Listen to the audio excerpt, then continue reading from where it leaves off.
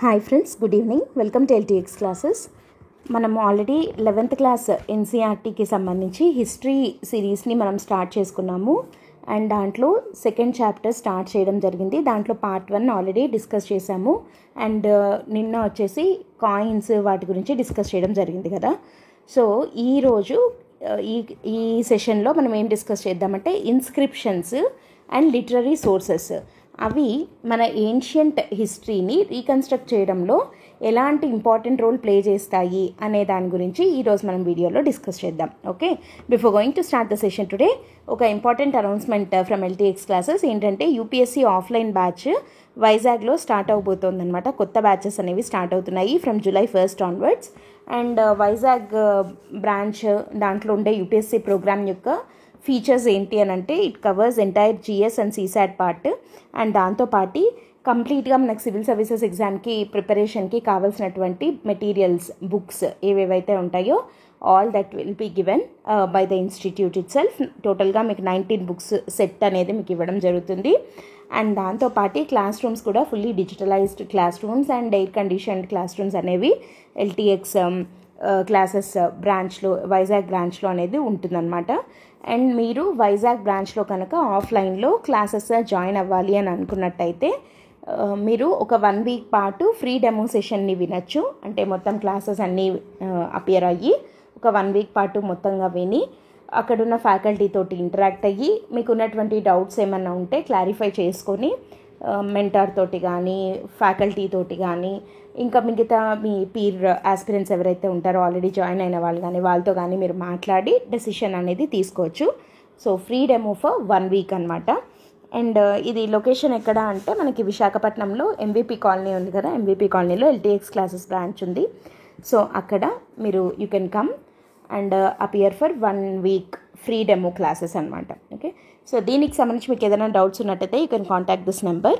And ఇది ఆఫ్లైన్కి సంబంధించి అయితే మీరు వైజాగ్కి రాలేము, ఆన్లైన్లో యూపీఎస్సీ క్లాసెస్ తీసుకోవాలనుకుంటున్నాము అని అంటే then here is UPSC infinity programme from LTX classes for you. So ఇది వచ్చేసి ఆన్లైన్లో లైవ్ అండ్ రికార్డెడ్ క్లాసెస్ మీకు ఇవ్వడం జరుగుతుంది.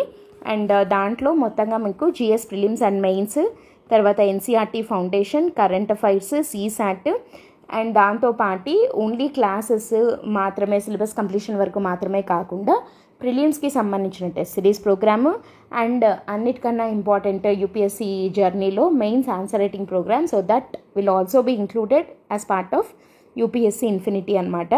అండ్ దీనికి సంబంధించి ఆన్లైన్లో కొత్త బ్యాచెస్ కూడా July 1st నుంచే స్టార్ట్ అవబోతున్నాయి. So hurry up in subscribing to this program. And fee విషయానికి వస్తే 60,000 రూపీస్ మాత్రమే.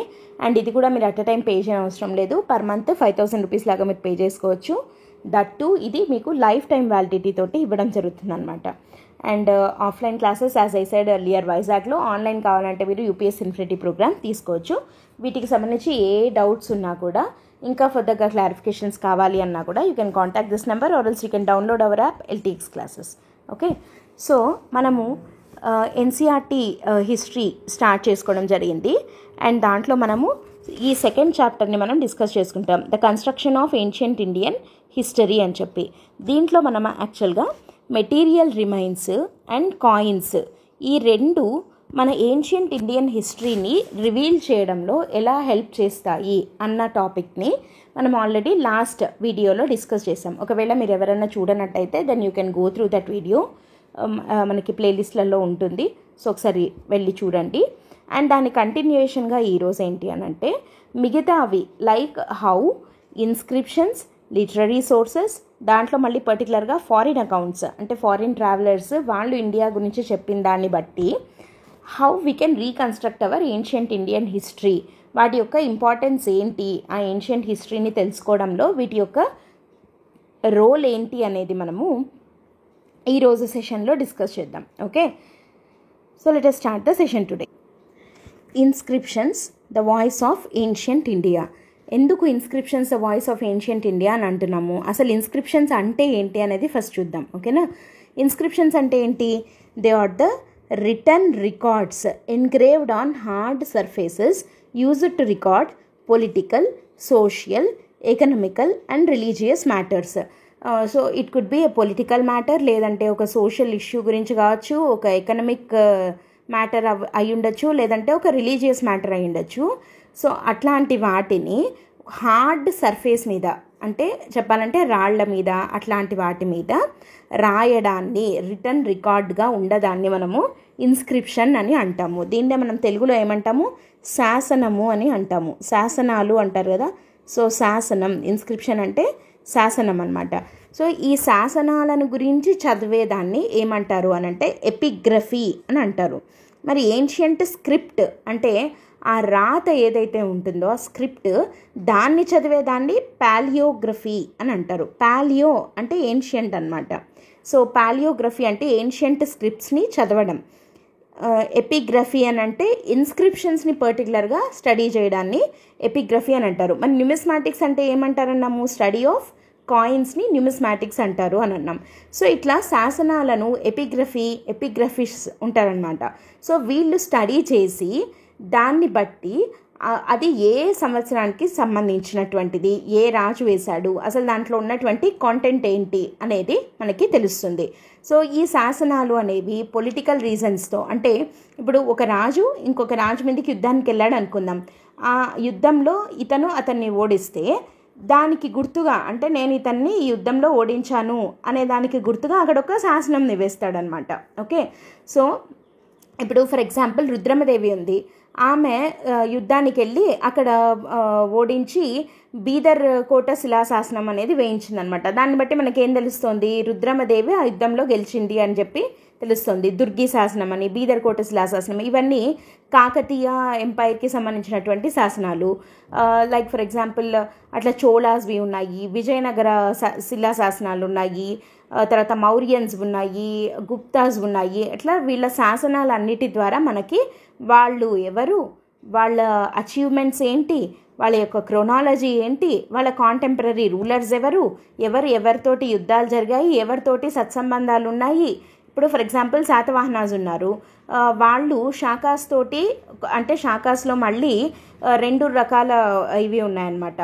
సో ఈ శాకాస్తో ఒక శాఖ వాళ్ళతోటి వచ్చేసి మ్యాట్రిమోనియల్ అలయన్సెస్ పెట్టుకున్నారు, ఇంకొక శాఖ వాళ్ళతోటి వచ్చేసి యుద్ధాలు జరిగాయి అన్నమాట.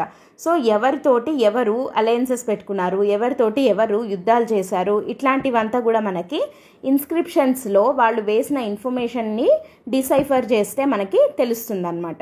ఓకే, సో అవి పొలిటికల్వి.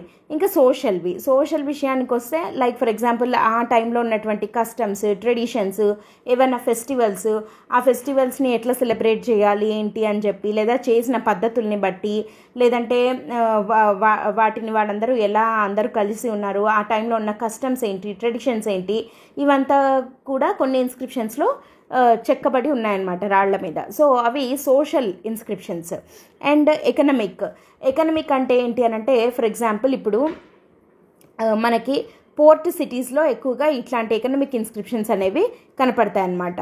ఓకే, సో ఇదేంటంటే లైక్ ఫర్ ఎగ్జాంపుల్ ఇప్పుడు మనకి ఈ పోర్ట్ దగ్గర ఇన్స్క్రిప్షన్స్ అనగానే again as I said earlier Kakatiyas వాళ్ళు ఇన్స్క్రిప్షన్స్కి ఫేమస్ అని చెప్పి కాకతీయ గణపతి దేవుడు మనకి అభయవర్తక శాసనం అని చెప్పి వేయించడం జరిగిందనమాట.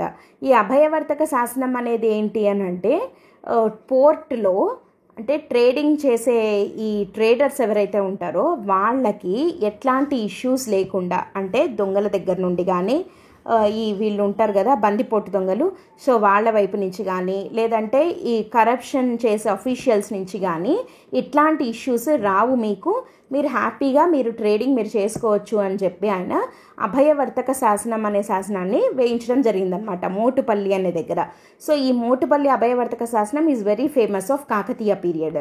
ఇట్లాంటి శాసనాలు ఏం తెలుస్తుంది దీనివల్ల అంటే దాంట్లో ఏమేమి ఉంటాయి అని అంటే ఒక్కొక్క టైప్ ఆఫ్ ఐటమ్, దానికి కస్టమ్స్ డ్యూటీ, ఇప్పుడు మన కస్టమ్స్ డ్యూటీ అంటాం కదా, ఎక్సైజ్ డ్యూటీ, కస్టమ్స్ డ్యూటీ, ఇట్లా రకరకాల ట్యాక్సెస్ ఏవైతే ఉన్నాయో అట్లా import export tax, customs duty ఎంత ఉంది, ఏ ఐటమ్ మీద ఎంత ఉంది, లేదంటే ఒక కాయిన్, ఒక గోల్డ్ కాయిన్ అంటే ఎంత, దాని వాల్యూ ఎంత, లేదంటే సిల్వర్ కాయిన్ అంటే ఎంత, ఇట్లాంటివంతా కూడా మనకి ఇట్లాంటి ఎకానమీని రివీల్ చేసే శాసనాలు కూడా కొన్ని ఉన్నాయన్నమాట. So inscriptions tells us about the economic conditions of a particular period also.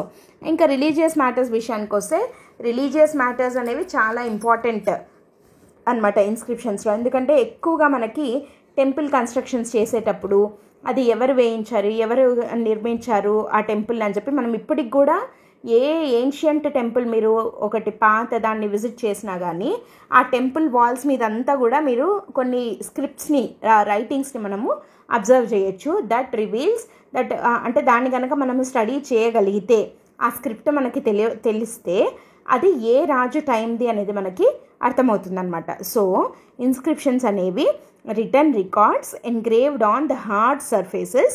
And ఇవి ఎందుకు ఇచ్చేవాళ్ళు, ఎందుకు ఈ ఇన్స్క్రిప్షన్స్ని వేసేవాళ్ళు అని అంటే they wanted to record the political happenings, social, economical and religious happenings of that period అనమాట. సో దాన్ని రికార్డ్ చేయడం కోసం అని చెప్పి ఈ శిలల మీద, రాళ్ల మీద, వాటి మీద చెక్కించేవాళ్ళు. వాటిని మనము ఇన్స్క్రిప్షన్స్ అంటాము.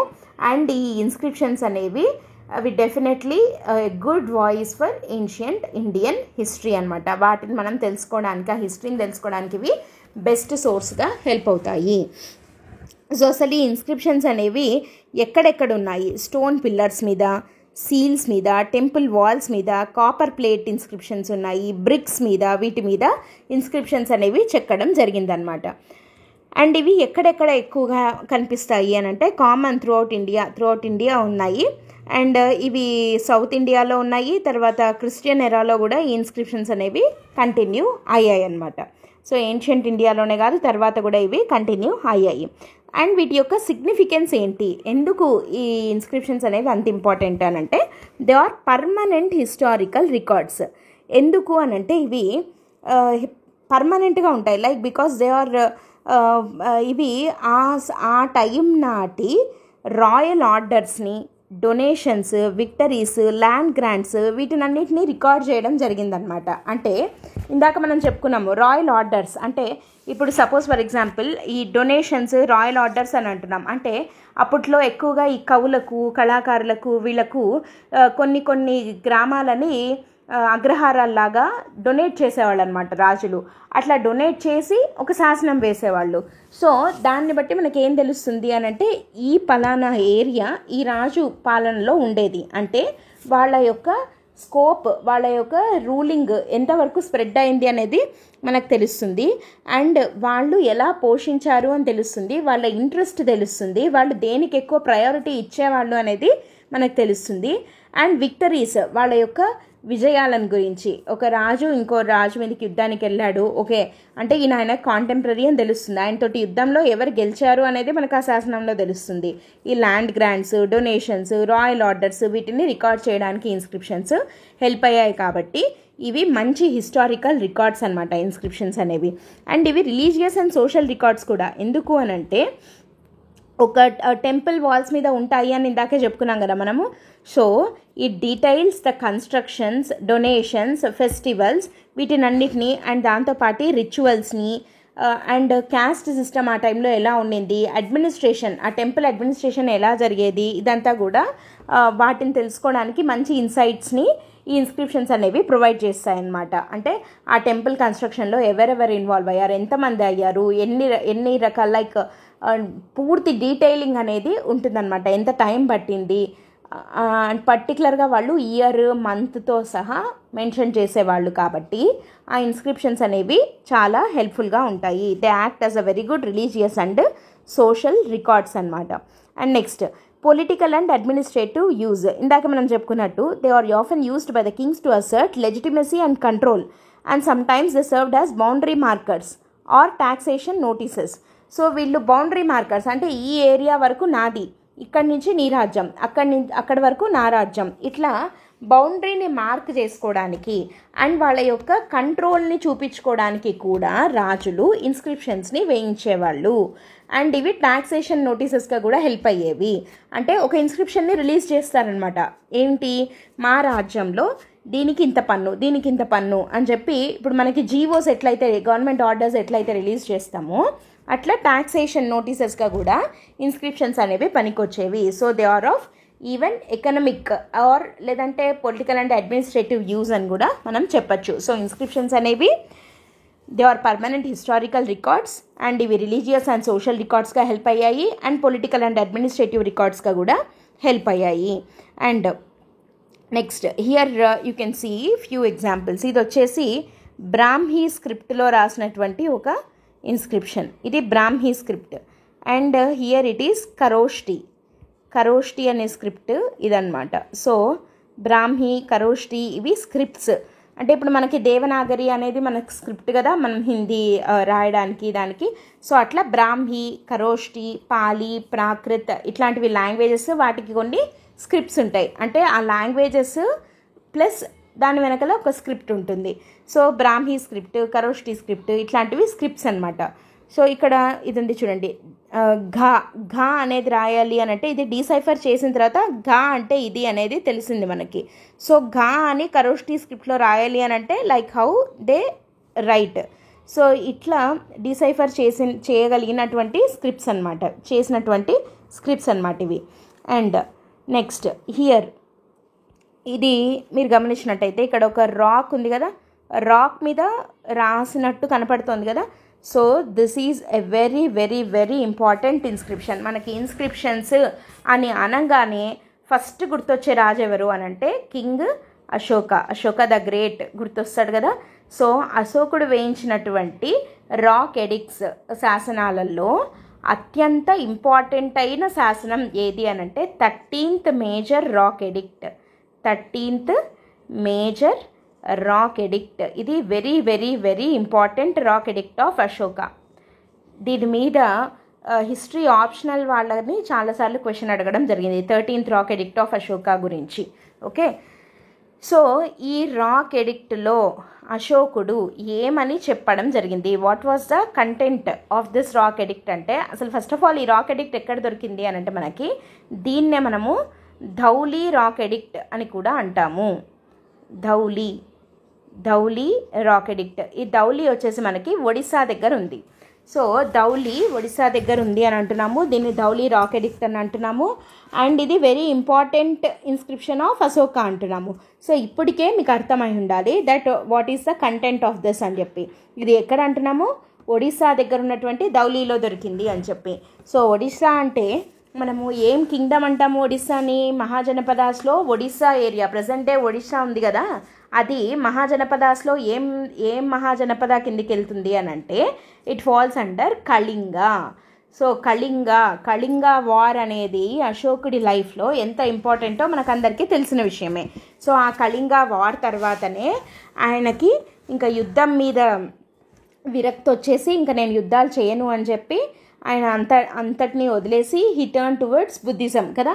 సో ఆయన బుద్ధిజంని తీసుకోవడం జరిగింది. ఆ కళింగ వార్ అక్కడ జరిగినటువంటి ఆ వార్ సినారియో అది చూసి ఆయనకు విరక్తి రావడము, ఆయన బుద్ధిజంలోకి మారడము, ఇదంతా ఈ 13th రాక్ ఎడిక్ట్లో ఉంది. అశోక దమ్మ అనే దాని గురించి అశోకుడు 13th రాక్ ఎడిక్ట్లో చెక్కించడం జరిగిందనమాట దీని మీద. ఓకే, సో అంత ఇంపార్టెంట్ ఇన్స్క్రిప్షన్ని మీరు ఇప్పుడు ఇక్కడ చూస్తున్నారు. సో ఇది అశోకుడికి సంబంధించిన 13th రాక్ ఎడిక్ట్ లేదా ఇన్స్క్రిప్షన్ అని చెప్పచ్చు. ఇది ధౌలి ఒడిస్సాలో ఉంది. సో ఇదొకటైతే ఇన్స్క్రిప్షన్స్ ఎందుకు ఇంపార్టెంట్ అని అంటే అసలు అశోకుడి గురించి, కళింగ వార్ గురించి, అక్కడ ఏం జరిగిందని, ఆయన బుద్ధిజంలోకి ఎలా మారాడని, బుద్ధిజం ఆయనని ఎంత అట్రాక్ట్ చేసింది అంటే ఆ బుద్ధిజం యొక్క ప్రిన్సిపల్స్ ఏంటి అని చెప్పి.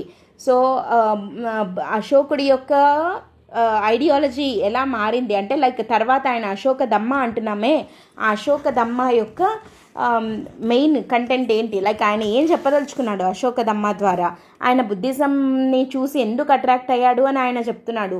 ఓకే, సో అదంతా మనకి ఈ 13th రాక్ ఎడిక్ట్ ద్వారా తెలుస్తోంది అని అంటే ఇప్పటికీ మనకి అర్థమై ఉంటుంది దట్ ఇన్స్క్రిప్షన్స్ అనేవి ఒక ఏన్షియంట్ ఇండియన్ హిస్టరీలో జరిగినటువంటి ఈవెంట్స్ని రీకన్స్ట్రక్ట్ చేయడంలో ఎంత కీ రోల్ ప్లే చేస్తాయి అని కదా. సో ఇది ఒకటి. And next here is one more. ఇది వచ్చేసి హతిగుంప ఇన్స్క్రిప్షన్. ఇది వచ్చేసి హతిగుంప ఇన్స్క్రిప్షన్. కోఇన్సిడెంటల్లీ ఇది కూడా మనకి ఒడిస్సా రీజన్కి సంబంధించిండేది. ఈ హతిగుంప ఇన్స్క్రిప్షన్ వచ్చేసి కళింగ కింగే కారవేలుడు అనే ఆయన వేయించినటువంటి ఇన్స్క్రిప్షన్. కళింగ కింగ్ కారవేల వేయించినటువంటి ఇన్స్క్రిప్షన్. ఇది very very very important inscription for one reason. ఎందుకు అనంటే ఈ ఇన్స్క్రిప్షన్ వచ్చేసి 17 లైన్స్ ఉన్నటువంటి ఒక రాక్ ఇన్స్క్రిప్షన్ అనమాట. ఈ హతిగుంఫా ఇన్స్క్రిప్షన్ అనేది కళింగ కింగ్ కారవేలుడు. ఈ కారవేలుడు ఇక్కడ మనం ఇందాక చెప్పుకున్నాము రిలీజియస్ మ్యాటర్స్ కూడా మనం తెలుసుకోవచ్చు ఇన్స్క్రిప్షన్స్ ద్వారా అని చెప్పి.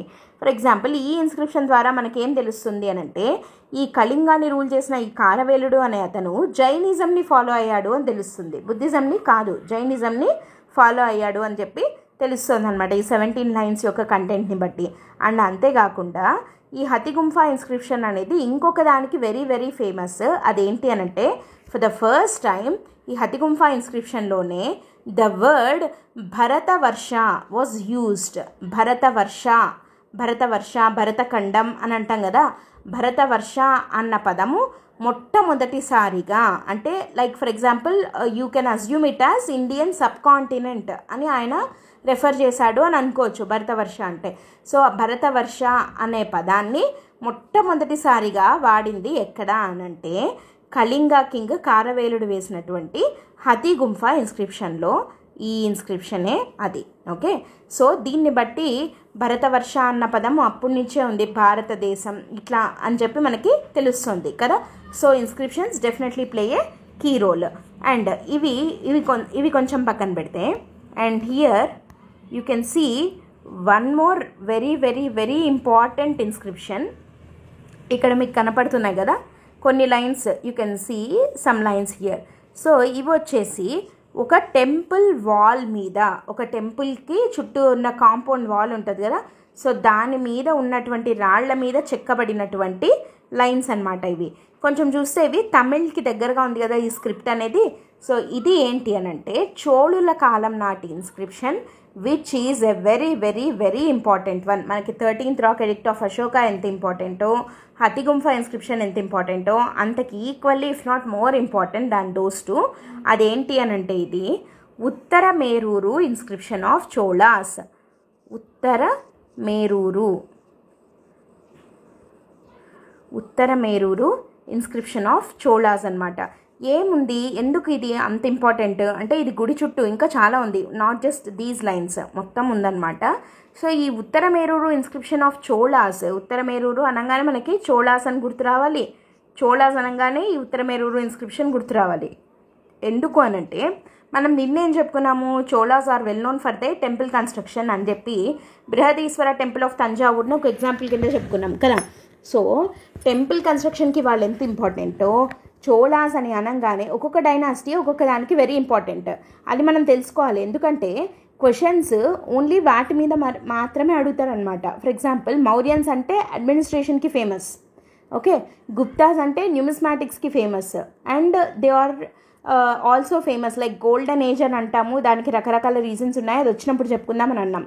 సో అట్లా విజయనగర అనుకోండి ఆర్కిటెక్చర్కి ఫేమస్, తర్వాత ప్యాట్రనేజ్ ఆఫ్ లిటరేచర్కి వాళ్ళు వెరీ ఫేమస్. ఓకే, సో ఇప్పుడు ఢిల్లీ సుల్తానేట్ తీసుకుందాం అనుకోండి, ఢిల్లీ సుల్తానేట్లో అన్ని డైనాసిటీస్ మనం చదవనక్కర్లేదు ఇన్డెప్త్గా, అంటే నేను చెప్తున్నది దేనికంటే మెయిన్స్ పాయింట్ ఆఫ్ వ్యూలో you can just go through Khilji and Tughlaq. ఖిల్జీలో కూడా మళ్ళీ అలాద్దీన్ ఖిల్జీ అండ్ ఇంప్లిమెంట్ చేసినటువంటి రీఫార్మ్స్, తర్వాత మహమ్మద్ బిన్ తుగ్లక్ ఆయన ఎందుకు ఫెయిల్ అయ్యాడు అంటే దో ఆయన ఐడియాస్ కరెక్ట్ అయినా ఇంప్లిమెంటేషన్లో వచ్చిన ఇష్యూస్ వల్ల తుగ్లక్ ఫెయిల్ అయ్యాడు అని అంటాం, మహమ్మద్ బిన్ తుగ్లక్ ఎందుకు. సో వాళ్ళిద్దరి మట్టుకే మనం లిమిట్ అయితే సరిపోతుందన్నమాట. అక్బర్ మళ్ళీ అడ్మినిస్ట్రేషన్కి ఫేమస్, ముఘల్స్ మొత్తానికి చూడాలి అని అంటే మొత్తం ముఘల్ ఆర్కిటెక్చర్కి ఫేమస్, అడ్మినిస్ట్రేషన్కి ఫేమస్. మళ్ళీ అక్బర్ గురించి మాత్రమే చెప్పాలి అని అంటే ఆయన రిలీజియస్ పాలసీ ఒకటి, అండ్ తర్వాత అడ్మినిస్ట్రేషన్, తర్వాత జహంగీర్ అంటే పెయింటింగ్స్. ఇట్లా ఒక్కొక్కరు ఒక పర్టికులర్ ఆస్పెక్ట్కి మాత్రమే ఫేమస్ ఉంటారనమాట. సో ఆ ఒక్క ఆస్పెక్టే మనం చదివితే కూడా సరిపోతుంది. అట్లా చోళాస్ అని అంటే మనము ఓన్లీ చోళాస్లో వీ కెన్ లిమిట్ టు ఒకటి ఆర్కిటెక్చర్, రెండోది వచ్చేసి very very very important local administration. ఈ లోకల్ అడ్మినిస్ట్రేషన్ అనేది very important during the time of Cholas అనమాట. ఆ లోకల్ అడ్మినిస్ట్రేషన్ చోళాస్ టైంలో, లోకల్ అడ్మినిస్ట్రేషన్ అంటే ఏంటి, ఇప్పుడు మనకి ఎట్లయితే 73rd 74th అమెండ్మెంట్ యాక్ట్స్ వచ్చి గ్రామ పంచాయత్స్ మున్సిపాలిటీస్ అని వచ్చాయో ఆ టైంలోనే ఒక ఇన్స్టిట్యూషనలైజ్డ్ లోకల్ అడ్మినిస్ట్రేషన్ సిస్టమ్ ఉన్నింది చోళాస్ టైం పీరియడ్లో. అంటే వాళ్ళకి కూడా విలేజ్ అసెంబ్లీస్ ఉండేవి. ఇప్పుడు మనకున్నట్టుగా వార్డ్ కమిటీస్, వార్డ్ మెంబర్స్, అవి గ్రామ సభ మీటింగ్స్ పెట్టుకోవడము, డెసిషన్స్ తీసుకోవడము, గ్రామ సభ అదే ఫైనల్ అథారిటీ కావడము, అవన్నీ మనం ఇప్పుడు ఎట్లయితే చేస్తున్నామో అట్లా. అండ్ ఉమెన్కి కూడా రిప్రజెంటేషన్ ఉండడము, ఇట్లా ఫంక్షనరీస్ అని మనం ఎట్లయితే ఫండ్స్ అని అంటున్నామో సేమ్ ఇవన్నీ కూడా యాజ్ ఇట్ ఈస్గా చోళాస్ టైంలో ఇంప్లిమెంట్ అవ్వబడ్డాయి అన్నమాట. ఇదంతా మనకి ఎలా తెలుసు అని అంటే దానికి ఉన్న అతి బిగ్గెస్ట్ సోర్స్ ఈ ఉత్తరమేరూరు ఇన్స్క్రిప్షన్. ఉత్తరమేరూరు అనేది ఒక ఊరు. ఆ ఉత్తరమేరూరులో here you can see the temple. ఇది వైకుంఠ పెరుమాళ్ టెంపుల్ ఆఫ్ ఉత్తరమేరూరు. ఉత్తరమేరూరు అనేది చోళ కింగ్డమ్లో ఉన్నటువంటి ఒక ఊరు అనమాట. ఆ ఊరిలో ఉన్నటువంటి ఈ వైకుంఠ పెరుమాళ్ టెంపుల్ యొక్క గోడల మీద ఈ ఇన్స్క్రిప్షన్ చెక్కబడింది. That reveals the information about the local administration system of Cholas. So దాని గురించి మనకి ఈ ఉత్తరమేరూరు ఇన్స్క్రిప్షన్ ద్వారా తెలుస్తుందన్నమాట. ఓకే, అసలు ఆ వార్డ్ కమిటీస్ ఎన్ని ఉన్నాయి, ఎంతమంది మెంబర్స్ ఉంటారు ఒక్కొక్క కమిటీలో, వాళ్ళ యొక్క ఫంక్షన్స్ ఏంటి, అసలు గ్రామ సభ అనేది ఇయర్లీ ఎన్నిసార్లు మీట్ అవ్వాలి, మంత్లీ ఎన్నిసార్లు మీట్ అవ్వాలి, ఒకవేళ యాబ్సెంట్ అయితే దానికి పడే ఫైన్స్ ఏంటి, ఎవరైనా గ్రామ సభ చెప్పిన మాట వినకపోతే వాళ్ళకి పడే శిక్షలు ఏంటి, నేరాలు వాటికి పడే శిక్షలు ఏంటి, వాళ్ళ హెడ్ ఒక్కొక్క కమిటీ దాని హెడ్ని ఏమని పిలుస్తారు, వాళ్ళకు అసైన్ చేయబడినటువంటి ఫంక్షన్ ఏంటి.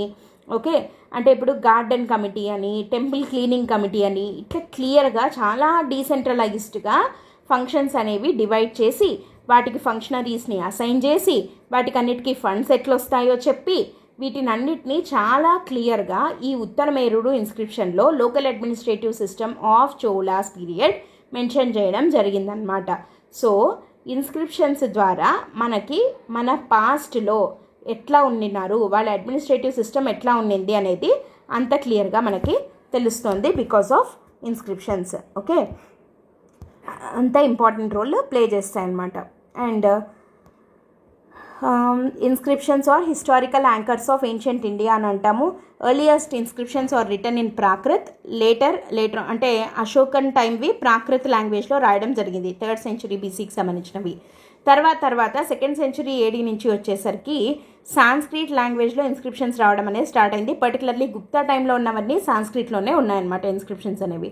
అండ్ తర్వాత later on 9th 10th centuries వచ్చేసరికి రీజనల్ లాంగ్వేజెస్లో కూడా, అంటే తెలుగు, తమిళ్ ఇట్లాంటి రీజనల్ లాంగ్వేజెస్లో కూడా ఏ ఊరికి ఆ రీజనల్ లాంగ్వేజ్ ఏదైతే ఆ లాంగ్వేజ్లో ఇన్స్క్రిప్షన్స్ అనేవి రాయడం జరిగిందనమాట. అండ్ స్క్రిప్ట్ డైవర్సిటీ అనేది మనం చూడొచ్చు ఇన్స్క్రిప్షన్స్లో. As I shown earlier, Brahmi script, Kharoshthi, Greek and Aramaic scripts ఇట్లాంటివన్నీ రావడం జరిగిందనమాట. ఓకే, కరోస్టీ స్క్రిప్ట్ అనేది ఎక్కువగా మనము నార్త్ వెస్ట్ ఇండియాలో చూస్తాము. It is return from right to left.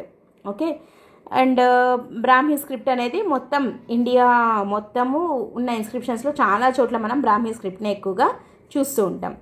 And purpose of inscriptions ఏంటి అని అంటే ఇవి రాయల్ ఎడిక్ట్స్గా ఉండేవి. Ashokan inscriptions for example social, administrative reforms వీటి గురించి చెప్పడానికి, ఆయన ప్రచారం చేయడానికి ఇన్స్క్రిప్షన్స్ రూపంలో శాసనాలు వేయించి ప్రచారం చేసేవాడు.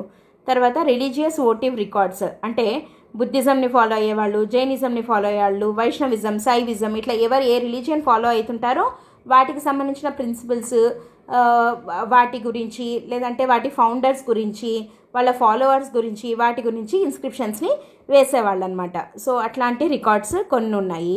అండ్ యువాలజీస్ అంటే ఏంటి అని అంటే పొగడ్తలు. ఓకే, అండ్ ఇక్కడ దీని గురించి మనము ఖచ్చితంగా చెప్పుకోవాలి. Allahabad pillar inscription of Samudragupta, it is very very very famous.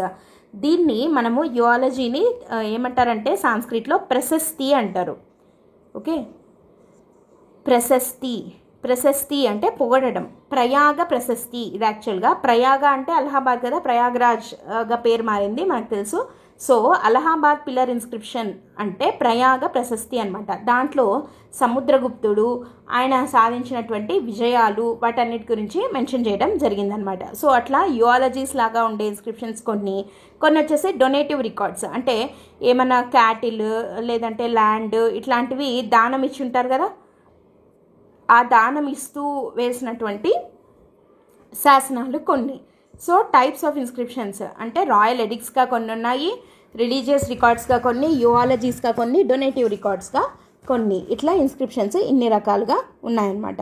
And కొన్ని ల్యాండ్ గ్రాంట్ ఇన్స్క్రిప్షన్స్ విషయానికి వస్తే they are engraved on copper plates మీద కూడా వేయడం జరిగింది. And they are written in Prakrit, Sanskrit, Tamil, Telugu ఇట్లాంటి లాంగ్వేజెస్లో వేయించారు. వీటిని బట్టి మనకి ఏం తెలుస్తుందంటే ఆ కాలంలో ల్యాండ్ సిస్టమ్ ఎలా ఉండింది, వాళ్ళ రెవెన్యూ పాలసీ ఏంటి. ఇప్పుడు కొన్ని చోట్ల ఏమని ఉంటుంది అని అంటే దశబంధ ఇనాం పద్ధతి అనేది ఒక ఇన్స్క్రిప్షన్ ద్వారా తెలిసింది. అంటే ఏంటంటే 10 రకాల ట్యాక్సెస్ ఉంటాయి, వాటి నుంచి ఇవేషన్ అంటే లైక్ ఫర్ ఎగ్జాంపుల్ 18 ట్యాక్సెస్ ఉన్నాయి, ఈ 18 ట్యాక్సెస్ నుంచి నీకు ఇవేషన్ ఇస్తున్నాం అంటే లైక్ నువ్వు ఈ ట్యాక్సెస్ కట్టనవసరం లేదు ఈ ల్యాండ్ మీద అని చెప్పి ఒకరికి దానం ఇస్తారు. దాన్ని బట్టి మనకి ఏం తెలుస్తుంది, ఆ టైంలో 18 రకాల ట్యాక్స్లు ఉన్నాయని తెలుస్తుంది, ఆ ట్యాక్స్లు ఏంటని తెలుస్తుంది, వాటి పేర్లు ఏంటి అని తెలుస్తుంది, అవి వేటి మీద వేసేవాళ్ళు అని తెలుస్తుంది. సపోజ్ ఫర్ ఎగ్జాంపుల్ మొతుర్ఫా అని ఒక ట్యాక్స్ ఉంది. ఈ మొతుర్ఫా అనే ట్యాక్స్ ఏంటి, వీవింగ్ మీద, అంటే బట్టలు నేస్తారు కదా, నేత పని వాళ్ళ మీద వేసేదాన్ని మొతుర్ఫా అని అంటారు అనేది మనకు ఒక ఇన్స్క్రిప్షన్ ద్వారా తెలుస్తుంది. ఓకే, కళ్ళనక్కం అంటారు. కళ్ళనక్కం అనేది ఒక పన్ను. కళ్ళనక్కం అంటే ఏంటి అని అంటే ఎవరికైనా పెళ్లి చేసుకుంటే ఆ పెళ్ళి మ్యారేజ్ ట్యాక్స్ అనమాట, అంటే పెళ్లి చేసుకున్నప్పుడు పన్ను కట్టాలి, దాన్ని కళ్ళనక్కం అంటారు. ఇది విజయనగర టైంలో ఉండిందనమాట ఈ కళ్ళనక్కం అనేది. తర్వాత రెడ్డి రాజులు అని చెప్పి ఒక రాజులు రూల్ చేసేవాళ్ళు ఆంధ్ర రీజియన్ని. ఆ టైంలో ఒక ఇన్ఫేమస్ ట్యాక్స్ ఉంది, అంటే చాలా వరస్ట్ ట్యాక్స్ అనమాట, అది పురిటి సుంకం అంటారు. పురిటి సుంకం అంటే ఒక ఉమెన్ ఎవరికన్నా ఒక బేబీకి డెలివరీ చేస్తే వాళ్ళు ట్యాక్స్ కట్టాలి, దాన్ని పురిటి సుంకం అని అంటారనమాట. సో అట్లా ఎన్ని రకాల ట్యాక్స్లు ఉన్నాయి, ఆ పేర్లన్నీ మనకి ఇప్పుడు ఎట్లా తెలుస్తున్నాయి, బికాజ్ ఆఫ్ ద ఇన్స్క్రిప్షన్స్. అంటే ఇన్ని రకాల ట్యాక్స్లు ఉన్నాయి, వాటి నుంచి పర్టికులర్గా వీళ్ళకి ఈ అగ్రహారాలు ఇట్లాంటివి పొందింటారు కదా, దానం పొందింటారు కదా, సో వాళ్ళకి ఇవేషన్ ఉంటుంది, అంటే వాళ్ళు కట్టనవసరం లేదు అని చెప్పి వేసినటువంటి ఇన్స్క్రిప్షన్స్ ఏవైతే ఉంటాయో వాటి ద్వారా మనకి ఆ కాలం నాటి ఎకానమీ, ట్యాక్సేషన్ సిస్టమ్, అడ్మినిస్ట్రేషన్, తర్వాత రెవెన్యూ పాలసీస్ ఎట్లున్నాయి, ట్యాక్స్ కట్టకపోతే విధించే శిక్షలు ఏంటి, ఇట్లాంటివంతా మనకు దాని ద్వారా తెలుస్తుందన్నమాట. అండ్ ఇవి ఇన్స్క్రిప్షన్స్. ఇంకా ఇన్స్క్రిప్షన్స్ కాకుండా next literary sources also act as a very important source for reconstructing the ancient Indian history.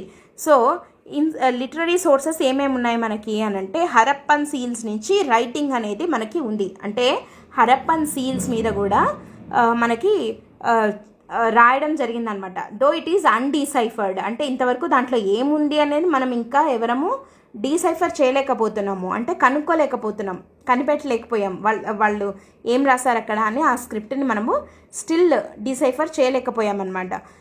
కానీ ఆ రాత అనేదైతే మనకి హరప్పన్ టైం నుంచి ఉంది.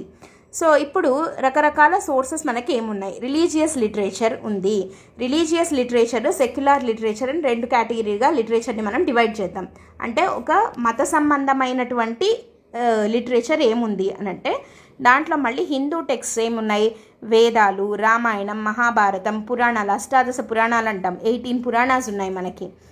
యాక్చువల్గా అయితే 108 ఉన్నాయి అని అంటారు, వాటిల్లో 18 ఫేమస్ అనమాట. అండ్ తర్వాత వేదాలు అంటే ఏవి, ఋగ్వేద, ఫస్ట్ ఋగ్వేద ఉంది, ఆ తర్వాత సామ, యజుర్, అథర్వణ వేద, 4 వేదాలు కదా. సో ఈ 4 వేదాలు, తర్వాత బ్రాహ్మణాస్, ఉపనిషత్స్, ఆరణ్యకాస్, ఇట్లాంటివి కొన్ని లిటరరీ సోర్సెస్ అనేవి ఉన్నాయన్నమాట.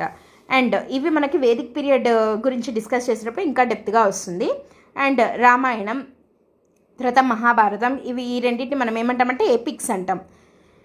సో ఇవి తర్వాత పోస్ట్ వేదిక్ టెక్స్ట్స్, వేదాలు రాసిన తర్వాత వాటి మీద రాసినవి, అంటే వేదాల గురించి రాసినవి సూత్రాలు, గృహ్య సూత్ర, సుల్వ సూత్ర, ఇట్లాంటివి కొన్ని రిచువల్స్ వాటి గురించి రాయడం జరిగింది. సుల్వ సూత్ర అనేది మ్యాథమెటిక్స్ రిలేటెడ్, మనకి ట్రిగనామెట్రీ, జామెట్రీ ఇట్లాంటివంతా ఈ సుల్వ సూత్ర ద్వారా తెలుస్తుంది అనమాట. వాళ్ళకి అప్పట్లోనే వాటికి సంబంధించిన ఇన్ఫర్మేషన్ నాలెడ్జ్ అయితే ఉండింది.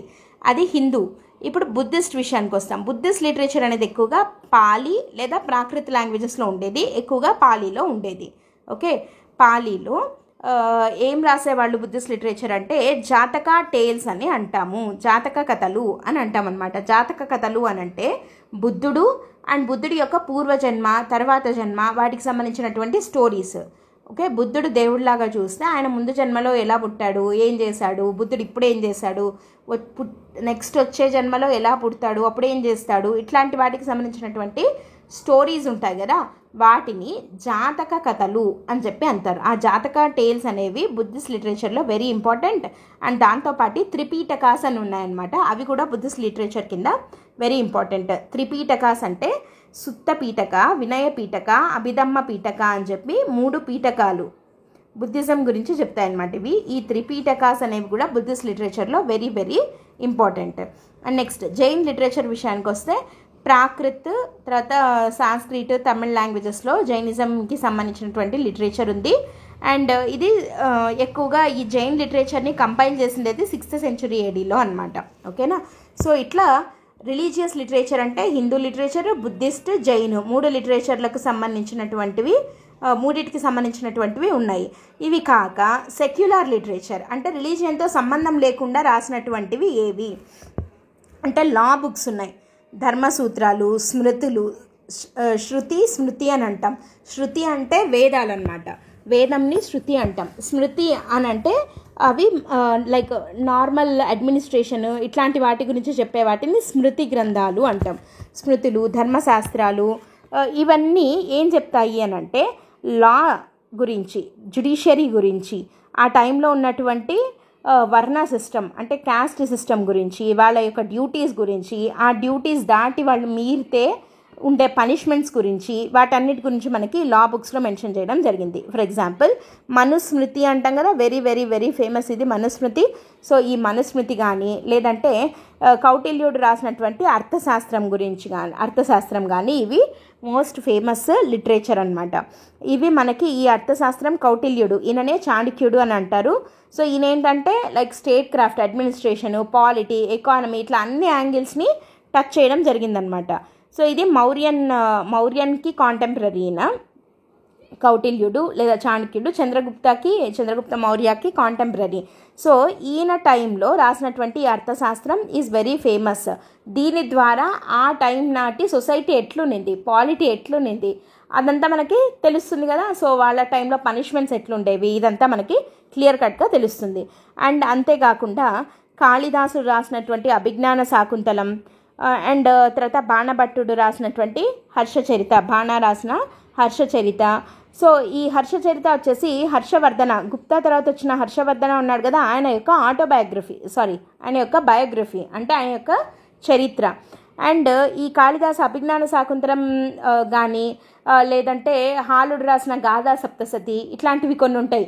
వీటి ద్వారా ఏంటి తర్వాత సంగం లిటరేచర్, పర్టికులర్లీ ఇక్కడ ఉంది కదా మనకి సంగం లిటరేచర్, ఇవి best source to know about the societal and religious conditions, culture, society, religion ఆ టైంలో ఎట్లా ఉండింది అనేది మనకి తెలుస్తుంది అనమాట. ఫర్ ఎగ్జాంపుల్ హాలుడు రాసిన గాథా సప్తసతి అన్నాం.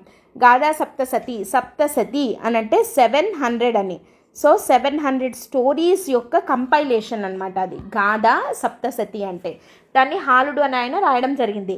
సో దాంట్లో మనకి ఏం తెలుస్తుందంటే ఆ కాలంలో సొసైటీ ఎట్లా ఉండింది, ఓకే, విమెన్ పొజిషన్ ఎలా ఉండింది, తర్వాత రిలీజియస్ కండిషన్స్ ఏంటి, కల్చర్ ఎట్లా ఉండింది, ఇదంతా మనకి క్లియర్గా తెలుస్తుంది అనమాట. ఎందుకంటే ఏ టైంలో ఎలా ఉన్నారో, లైక్ ఫర్ ఎగ్జాంపుల్ ఇప్పుడు మనం మూవీస్ చూసుకున్నా కూడా దే చేంజ్ ద స్టోరీస్ లేదా చెప్పే పద్ధతి కానీ అప్పుడు కాంటెంపరీగా సొసైటీ ఎలా ఉందో దాన్ని మ్యాచ్ చేస్తూ ఉంటాయి కదా. సో ఇప్పుడు మనం వచ్చి పూర్వకాలంలో లాగా ఇంకా హీరోలు విలన్లు ఏదో ఒక రకమైన ఫైటింగ్ అట్లాంటివి తీస్తే ఇప్పుడు ఎవరు చూడరు కదా. ఇప్పుడు ప్రజెంట్ సొసైటీ ఎట్లా ఉంది అంటే లైక్ టెక్నాలజీని యూజ్ చేసి మోసాలు చేయడము ఇట్లాంటివంతా మనకి ప్రజెంట్ డే స్టోరీస్ ఉంటున్నాయి. అంటే ఎందుకు ప్రజెంట్ సొసైటీని మ్యాచ్ చేస్తూ ఉంటాయి అట్లాంటివి. సో బుక్స్ అయినా కానీ ఏవైనా కాంటెంపరీగా ఉంటాయి కదా. సో ఆ టైంలో ఇట్లాంటి స్టోరీస్ ఉన్నటువంటి బుక్స్ వీళ్ళందరూ రాశారు అని అంటే ఆ టైంలో సొసైటీ లేదా ఆ టైంలో వాళ్ళ కల్చర్ లేదా ఆ టైంలో రిలీజియస్ కండిషన్స్ అట్లా ఉన్నాయి అని అర్థం కదా. సో వాటిని బట్టి మనము మన ఏన్షియంట్ ఇండియన్ హిస్టరీని మనము తెలుసుకోవచ్చు. So literary sources also acts as a very good source. They provide good insights into our ancient Indian history అనేది అర్థమవుతుంది. అండ్ అవి కాక ఫారిన్ అకౌంట్స్ అంటే ఫారిన్ విజిటర్స్ లైక్ గ్రీక్ నుంచి రోమన్, చైనీస్ వీళ్ళు ఇండియాని విజిట్ చేసినప్పుడు వాళ్ళు మన ఇండియా గురించి ఏం చెప్పారు అండ్ వాళ్ళ యొక్క అకౌంట్స్ ద్వారా మనకి మన ఏన్షియంట్ ఇండియన్ హిస్టరీ ఎట్లా ఉన్నింది అనేది తెలుస్తుంది. ఇక్కడ ఫారిన్ విజిటర్స్ని మనం ఇంకా కొంచెం ఎక్కువగా రిలై చేయొచ్చు. ఎందుకు అనంటే ఫర్ ఎగ్జాంపుల్ ఇప్పుడు మన లోకల్ ఆథర్స్ ఉన్నారనుకోండి, ఫర్ ఎగ్జాంపుల్ ఒక రాజుకు సంబంధించి బయోగ్రఫీ, సపోజ్ ఫర్ ఎగ్జాంపుల్ హర్షుడికి సంబంధించి హర్షచరిత అనేది బాణభట్ట రాశాడు.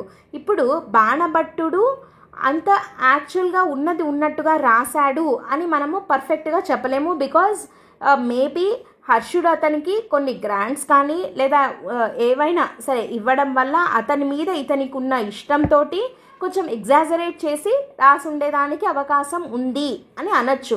ఓకే, రాశాడు అని కాదు, బట్ దానికైతే స్కోప్ ఉంది. బట్ ఫారిన్ ఆథర్స్కి అట్లాంటి అవసరం లేదు కదా, వీళ్ళు కూడా ఎగ్జాజరేట్ చేసి ఉండొచ్చు. బికాజ్ వీళ్ళకి కూడా కొన్ని అట్లాంటివి లైక్ కొన్ని రిటర్న్లో గిఫ్ట్స్ కానీ ఏవైనా మన ఇండియన్ కింగ్స్ నుంచి వచ్చిండొచ్చు. బట్ కొంతవరకు ఇంకా బెటర్గా వీళ్ళు ఇండియాని డిస్క్రైబ్ చేశారేమో అని కూడా కొంతమంది హిస్టారియన్స్ బిలీవ్ చేస్తారనమాట. Like for example Megasthenes indica, ఇక్కడ యాక్చువల్గా కేఏ పడింది, ఇది యాక్చువల్గా INDICA ఇండికా అనే బుక్ రాశాడు. ఇది ఈయన ఏంటి అని అంటే గ్రీక్ అంబాసిడర్గా అయిన సెల్యూకస్ నికేటర్ దగ్గర నుంచి చంద్రగుప్త మౌర్య దగ్గరికి వచ్చాడనమాట ఈ మెగస్తనీస్ అనే అతను. సో ఇతను ఫస్ట్ టైం ఇండికా అనే బుక్లో రాయడం జరిగింది ఇండియా గురించి. అండ్ తర్వాత ప్లీనీ కానీ టాల్మీ కానీ, తర్వాత ఈ పెరిప్లస్ ఆఫ్ ఎరిత్రియన్ సీ అనేది ఒక బుక్, ఇది ఎవరో తెలియదు, లైక్ ఆథర్ ఎవరో అన్నోన్ అనమాట. ఈ అన్నోన్ ఆథర్ రాసినటువంటి బుక్ ద్వారా ట్రేడింగ్ ఎట్లా జరిగింది ఆ కాలంలో ఇండియాలో అనేది మనకి తెలుస్తుందన్నమాట. సో వీళ్ళు ఎక్కువగా పోర్ట్స్, ట్రేడ్ రూట్స్, తర్వాత కమాడిటీస్ వీటన్నిటి గురించి పర్టికులర్గా ఇండియాకి రోమ్కి మధ్య జరిగినటువంటి ట్రేడ్ గురించి వీళ్ళు డిస్క్రైబ్ చేయడం జరిగిందనమాట. ఇంకా చైనీస్ విషయానికి వస్తే వీళ్ళు ఎక్కువగా బుద్ధిస్ట్ పిలిగ్రిమ్స్ లైక్ ఫాహియాన్ కానీ హుయాన్సాంగ్ కానీ వీళ్ళు బుద్ధిజంని చూసి ఇన్స్పైర్ అయ్యి వాళ్ళు బుద్ధిజం తీసుకొని బుద్ధిజం యొక్క బర్త్ ప్లేస్ ఇక్కడే కదా అని చెప్పి వాళ్ళు ఇండియాకి విజిట్ చేయడం జరిగింది, బుద్ధిస్ట్ ప్లేసెస్ అన్నింటినీ ఒక టూర్ కొట్టి రావడానికి. సో అలా ఫాహియాన్ గుప్తా టైంలో ఇండియాని విజిట్ చేశాడు, హుయాన్సాంగ్ వచ్చేసి హర్షవర్ధన టైంలో విజిట్ చేయడం జరిగింది. సో వీళ్ళు ఇండియా గురించి ఏమన్నారు అనేది వాళ్ళ ఫారిన్ అకౌంట్స్ని చదివితే కూడా ఆ కాలం నాటి రిలీజియస్ లైఫ్ అండ్ అంటే ఏ రాజులు బుద్ధిజంని ఎక్కువగా ప్యాట్రనైజ్ చేశారు, వాళ్ళు బుద్ధిజంకి సంబంధించి ఏం కన్స్ట్రక్ట్ చేయడం జరిగింది, ఇవంతా మనకి తెలుస్తుంది. అండ్ ఆ కాలంలో సొసైటీ, పాలిటీ, తర్వాత సిటీస్ యొక్క కండిషన్స్, ట్రేడ్, ఎడ్యుకేషన్ ఎట్లా ఉండింది, నలంద మహావిహార గురించి చాలా అద్భుతంగా వర్ణించడం జరిగిందనమాట హుయాన్సాంగ్, ఐత్ సింగ్ ఇట్లాంటి వాళ్ళందరూ. సో వాళ్ళు ఈవెన్ నలంద మహావిహారాలో చదువుకున్నారు కూడా. సో వాళ్ళు బెస్ట్ డిస్క్రిప్షన్ని ఇచ్చారనమాట మన ఏన్షియంట్ ఇండియన్ ఎడ్యుకేషన్ సిస్టమ్ గురించి కానీ, పాలిటీ, ఎకానమీ, తర్వాత రిలీజియన్ గురించి. So foreign accounts also serves as good source to know about the ancient Indian history అనమాట.